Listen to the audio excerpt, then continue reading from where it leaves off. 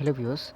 आज हम चर्चा करेंगे हिंदी साहित्य से भाषा विज्ञान के बहुत सारे अच्छे क्वेश्चंस। तो आशा करते हैं आपको ये क्वेश्चंस बहुत अच्छे लगेंगे। तो क्वेश्चंस को प्रैक्टिस करने के लिए वीडियो के अंत तक बने रहें। तो चलिए शुरू करते हैं। तो सबसे पहला क्वेश्चन देखिए कि भारत में भाषाओं का साहित्यिक विकास क्रम माना जाता है। तो हम सब जब भाषा विज्ञान पढ़ते हैं और उसमें हिंदी भाषा के विकास के बारे में पढ़ते हैं, तो हम सबको पता हुआ सबसे पहली जो भाषा हम पढ़ते हैं तो वो है संस्कृत। उसके बाद पाली, प्राकृत और अपभ्रंश। तो इसकी जो आंसर होगी वो पहले लिखिए कि अपभ्रंश का भाषा के रूप में सबसे पहला प्रयोग कहाँ मिलता है? तो वो मिलता है आपके वल्लभी के राजा धारसेन द्वितीय के शिलालेख में। इसके बाद देखिए मेरठ, बिजनौर, मुजफ्फरनगर, सहारनपुर, देहरादून के मैदानी क्षेत्रों में कौन सी बोली बोली जाती है? तो वो आपकी खड़ी बोली बोली जाती है। मेरठ, बिजनौर, मुजफ्फरनगर, सहारनपुर, देहरादून आदि क्षेत्रों में खड़ी बोली का प्रयोग होता है। उसके बाद भारतवर्ष में हिंदी को किस वर्ग में रखा गया है? तो राजभाषा के वर्ग में रखा गया है। उसके बाद देखिए संविधान के किस भाग में हिंदी को भारत की राजभाषा कहा गया है? तो भाग 17 में। उसके बाद व्याकरण शब्द का अर्थ क्या है? तो व्याकरण शब्द का अर्थ होता है टुकड़े-टुकड़े करना। मतलब मेवाती हिंदी किस उपभाषा के वर्ग में से संबंधित है? तो मेवाती हिंदी किस उपभाषा वर्ग से संबंधित है? तो वो आपकी राजस्थानी की उपभाषा में ये आता है। संघ की भाषा हिंदी और लिपि देवनागरी होगी। संविधान के किस अनुच्छेद में कहा गया था? तो अनुच्छेद 343 आर्टिकल में कहा गया था। अशोक के शिलालेख ब्राह्मी लिपि तथा किस भाषा में उत्कीर्ण है? तो प्राकृत। हालांकि बहुत सारे लोगों में ये भ्रांति होगी कि पाली भाषा का प्रयोग करते थे, लेकिन ये यहाँ स्पष्ट होना ज़रूरी है कि पाली को भी प्रथम प्राकृत कह के पुकारा जाता था। इसलिए उनके शिलालेखों में ब्राह्मी लिपि और प्राकृत भाषा का प्रयोग मिलता है। कितने भारतीय राज्यों की राजभाषा हिंदी है? तो 15 राज्यों की भाषा जो है वो राजभाषा हिंदी है। इसे आधुनिक आर्य भाषा नहीं माना जाता, तो अपभ्रंश को आधुनिक आर्य भाषा नहीं माना जाता। स्वामी दयानंद सरस्वती ने किसकी रचना हिंदी भाषा में की? तो सत्यार्थ प्रकाश की रचना हिंदी में की थी। निम्न में असंगत है, तो पूर्वी हिंदी बघेली, ये ठीक है। पश्चिमी हिंदी मारवाड़ी, बिहारी हिंदी मैथिली, राजस्थानी जयपुरी। तो पश्चिमी हिंदी मारवाड़ी ये नहीं होगा, ये राजस्थानी हिंदी में मारवाड़ी आते हैं, तो ये असंगत था। अपभ्रंश में कौन से व्यंजन नहीं थे? आप तो ड ढ ये आपके अपभ्रंश में व्यंजन नहीं थे। उसके बाद पाली को डैश भाषा कहा जाता है, तो पाली को पहला देशी भाषा कहा जाता है। भाषाई आधार पर सर्वप्रथम किस राज्य का गठन हुआ था? तो आंध्र प्रदेश का।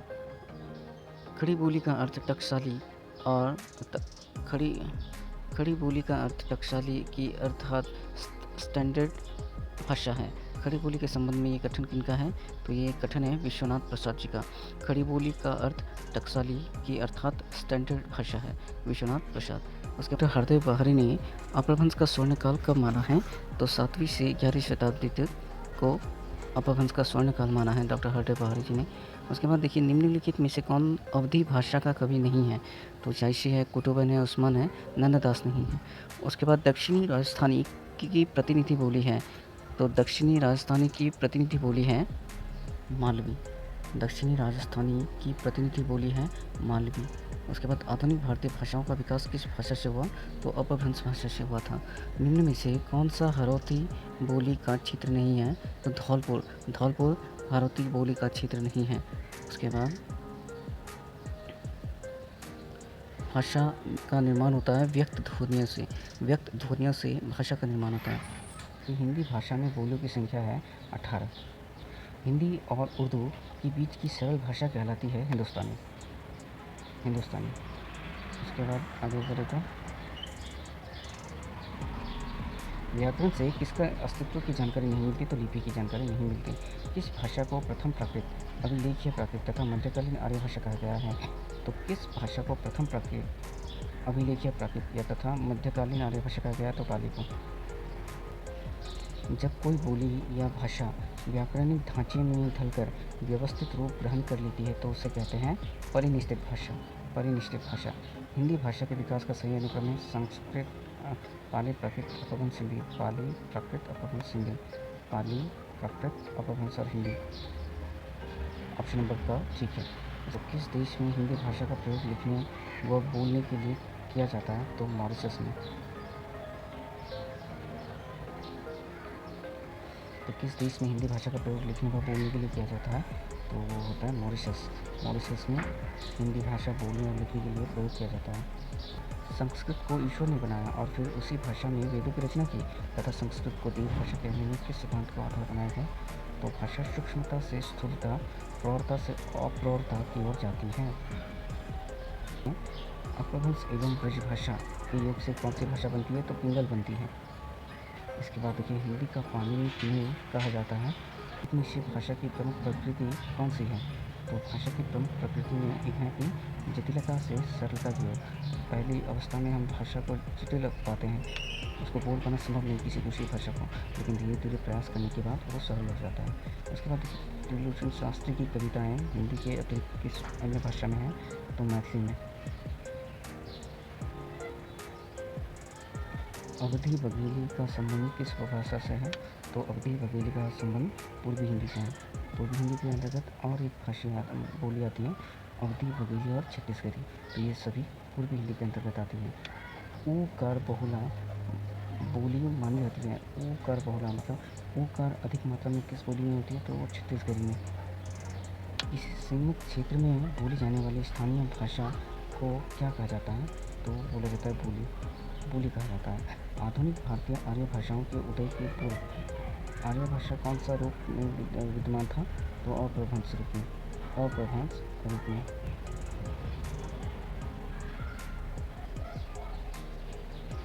निम्नलिखित में से कौन भाषा वैज्ञानिक नहीं है, तो सुनीति कुमार चटर्जी थे, धीरेन्द्र वर्मा थे, भोलानाथ तिवारी हैं, लेकिन जयशंकर प्रसाद भाषा वैज्ञानिक नहीं है। ज्ञान विज्ञान के तत्वों को व्यक्त करने वाली विशेष शब्दावली को क्या कहते हैं, तो उसे कहते हैं पारिभाषिक शब्दावली, जो किसी ज्ञान विज्ञान के विभाग से जुड़े होते हैं। पारिभाषिक शब्दावली किसके लिए है, तो पारिभाषिक शब्दावली इसके लिए तो ज्ञान की किसी शाखा के जिज्ञासु के लिए है। पारिभाषिक शब्दावली का निर्धारण कौन करता है, तो भाषा वैज्ञानिक करता है। वैज्ञानिक शैली का तात्पर्य किस शैली से है, तो लाक्षणिक शैली से है, वस्तुनिष्ठ शैली से है। वैज्ञानिक शैली का तात्पर्य वस्तुनिष्ठ शैली से है। इनमें से कौन सी ध्वनि अवधि में नहीं है, तो क जो ध्वनि है वो अवधि में नहीं मिलता। कोई भी बोली या भाषा मान्यता प्राप्त करने पर हो जाती है दुरूह हो जाती है। व्यवहार के आधार पर शब्द कितने प्रकार के हैं, तो व्यवहार के आधार पर शब्द दो प्रकार के हैं। ईसाई मिशनरियों का प्रधान केंद्र कहाँ था, तो श्रीरामपुर में। केंद्रीय अनुवाद ब्यूरो किससे संबंधित है, तो केंद्रीय अनुवाद ब्यूरो गृह मंत्रालय के राजभाषा विभाग से जुड़े हुए हैं। प्रयोजनमूलक भाषा का प्रमुख संबंध किससे है, तो प्रयोजनमूलक भाषा का प्रमुख संबंध है जीविका उपार्जन से।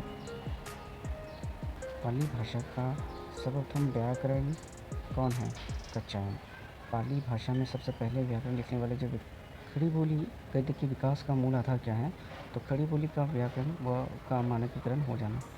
उसके बाद देखिए कि भारतीय भाषाओं के भाषा सर्वेक्षण का कार्य संपादन एवं कई खंडों का उसका प्रकाशन निम्नलिखित विद्वान की अध्यक्षता में संपन्न हुआ था, और वो थे जॉर्ज ग्रियर्सन। हिंदी के वैज्ञानिक एवं तकनीकी शब्दावली के निर्माण का कार्य करने वाली संस्था का नाम बताइए, तो वो है आपके वैज्ञानिक एवं तकनीकी शब्दावली आयोग।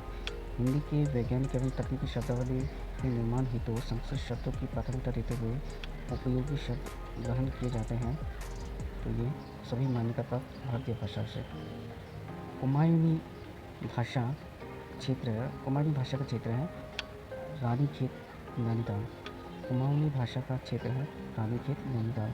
भोजपुरी भाषा अपने व्याकरणिक ढांचे में इस भाषा से काफ़ी समानता रखता है, और वो है आपकी बांग्ला भाषा। त्रिपोली के परिधि स्थित कहाँ विशिष्ट भाषा क्षेत्र है मेरठ, बुंदेलशहर, खुर्जा। उसके बाद अवधी भाषा की शब्दावली है तद्भव बांग्ला। उसके बाद देखिए उर्दू साहित्य के जन्मदाता कौन है, हालांकि हम लोग हिंदी साहित्य पढ़ रहे हैं, लेकिन उर्दू साहित्य भी हमारे निकट की भाषा है, निकट का साहित्य है, तो इसीलिए जानना आवश्यक है। उर्दू साहित्य के जन्मदाता हैं आपके वली साहब।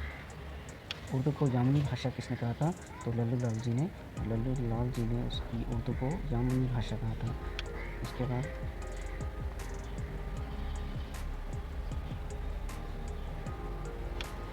मार्टिन हरिश्चंद्र ने किसी परदेशी भाषा का नाम दिया था, तो वो खड़ी बोली को उन्होंने परदेशी भाषा कहा था। उसके बाद अपभ्रंश को पुरानी हिंदी मानने वाले विद्वान थे चंद्रधर शर्मा द्विवेदी जी।